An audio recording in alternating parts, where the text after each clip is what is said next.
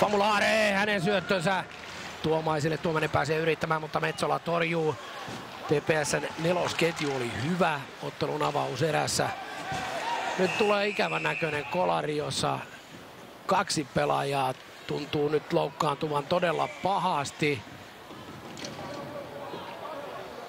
Siinä on sekä Derek Famulare että Johan Larsson.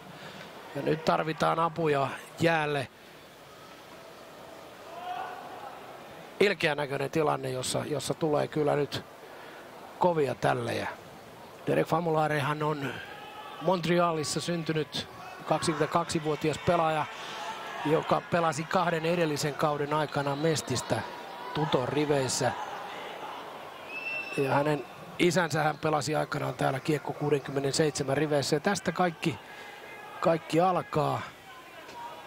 Famularen taklaus menee ohi. Onko siinä tilanne se sitten, että luistimet jäävät ikään kuin yhteen ja siitä tämä ikävän näköinen lopputulos sitten